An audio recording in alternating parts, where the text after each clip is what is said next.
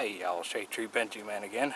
This was quite a struggle, but did get the lock ring off and cleaned it up a little bit with a brush, or broom in my case.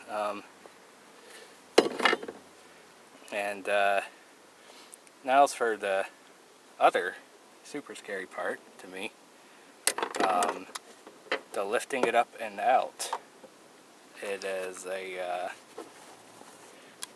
that's just the most fuel is going to be there.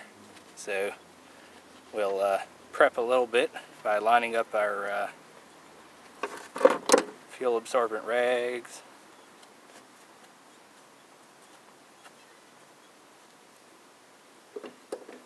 And we'll also want to get our catch bins.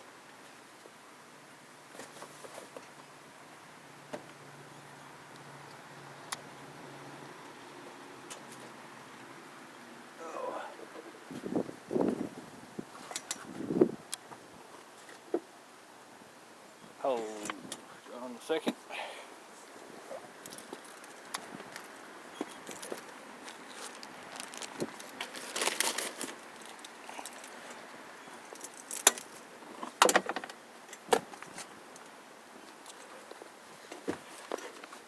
Now we have our catch bin ready to accept it.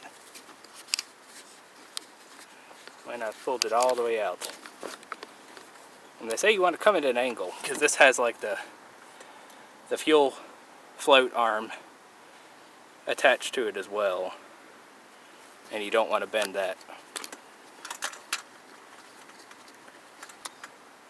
So here it comes.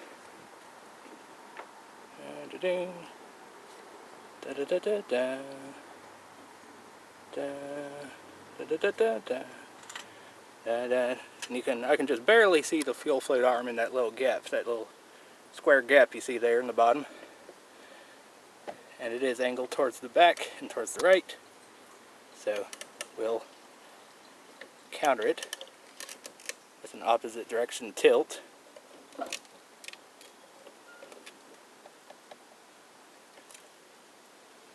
And there it is. Came out without any significant trauma. Thank the good Lord. And there's the open fuel tank. So we'll talk to you again soon. Something you need to see. I jogged it loose ever so slightly, just how I needed to. This O-ring that holds the top mounting flange module in place. Now that it's loose, I can just grab it and be careful. I mean, not that we need to keep it, but we don't want it floating around in the tank either. It's the old O-ring.